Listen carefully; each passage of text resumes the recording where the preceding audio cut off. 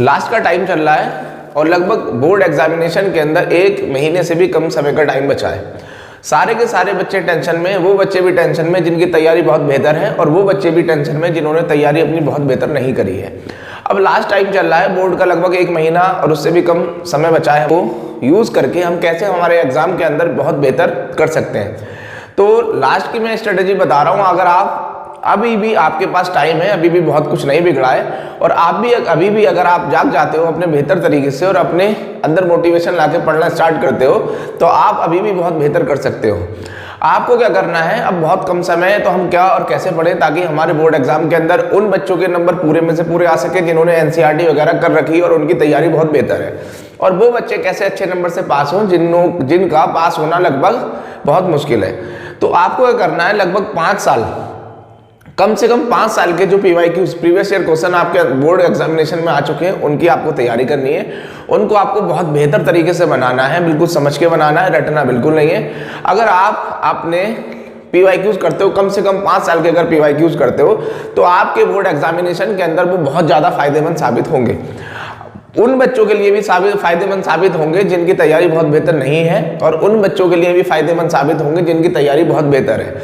तो आप PYQs जब करने बैठोगे तो PYQs आपको एक आइडिया देता है कि एनसीईआरटी के बाहर से किस टाइप से क्वेश्चन बनते हैं बोर्ड के अंदर और किस टाइप से क्वेश्चन पूछे जाते हैं।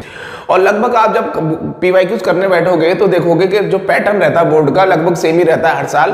क्वेश्चन रिपीट ही होते हैं, कुछ क्वेश्चंस के नंबर चेंज हो जाते हैं, कुछ क्वेश्चंस की लैंग्वेज चेंज हो जाती है और लगभग सबको करने का तरीका एक जैसा ही रहता है।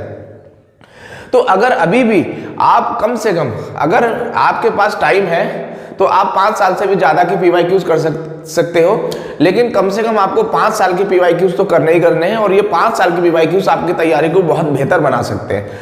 तो मैं उन सभी बच्चों से कहना चाहता हूँ 2024 के अंदर बोर्ड एग्जामिनेशन को देना चाहते हैं जो क्लास 10th और 12th के अंदर है। आप सबसे मेरी रिक्वेस्ट है कि अभी भी टाइम हमारे पास बचा हुआ है कि इस टाइम में हम यूज करके हमारे बोर्ड एग्जामिनेशन के अंदर बहुत बेहतर कर सकते हैं। तो आप अपने इस समय को यूज करिए और इस समय का यूज करके अपनी तैयारी को बहुत बेहतर बनाइए, क्योंकि अगर आपने अपनी तैयारी में अगर 10 दिन और लेट कर दिया, 1 हफ्ता और लेट हो गया, फिर आपके हाथ से चीजें निकल जाएंगी। टाइम बचा है लगभग 20 दिन का, तो इस 20 दिन के अंदर आपको क्या करना है, 2-2 घंटा, मिनिमम 2-2 घंटा आपको क्या करना है, अपने हर एक सब्जेक्ट को टाइम देना है और इस समय में आपको सिर्फ आपके प्रीवियस ईयर क्वेश्चन करने हैं और बहुत बेहतर तरीके से करने हैं। अगर आप अपने PYQs करते हो इस समय में तो मैं आपको गारंटी देता हूं कि आप अपने बोर्ड एग्जाम के अंदर बहुत बेहतर कर सकते हो। तो यही टाइम है आपके पास कि इस टाइम को आप भुला सकते हो और ये टाइम है आपके पास कि इस टाइम को आप वेस्ट कर सकते हो। ये भी टाइम है कि जाग जाओ, पढ़ लो, अपने बोर्ड एग्जामिनेशन के अंदर बहुत अच्छा करो और उसके बाद जो भी आपके ने सोच रखा अपनी लाइफ में, आपको जो भी जिसमें भी करियर बनाना है उसकी तरफ निकल जाइए। तो सबको मैं बेस्ट ऑफ लक बोलता हूं कि इस टाइम का यूज करिए और अपने बोर्ड एग्जामिनेशन की तैयारी बहुत बेहतर तरीके से करिए। आपको अपने हर एक सब्जेक्ट की बहुत बेहतर तरीके से तैयारी करनी है। PYQ सब्जेक्ट वाइज मिल जाते हैं, चैप्टर वाइज भी मिल जाते हैं।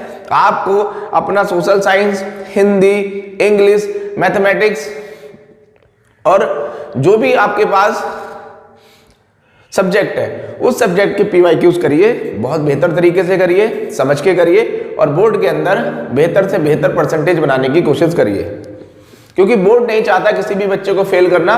बोर्ड की, CBSE बोर्ड की यही है कि वो अपने स्टूडेंट को पास कर सके, लेकिन अगर बच्चा कुछ लिख के ही नहीं आएगा, अगर बच्चा पास होना ही नहीं चाहता तो बोर्ड भी कैसे पास करेगा। तो अगर आप कुछ लॉजिकल और बेहतर लिख के आते हो तो आपको भी बोर्ड ज़्यादा से ज़्यादा नंबर देने की कोशिश करता है। तो आप भी अपनी तरफ से तैयारी करिए और बेहतर से बेहतर नंबर बोर्ड एग्जामिनेशन के अंदर लेकर के आइए।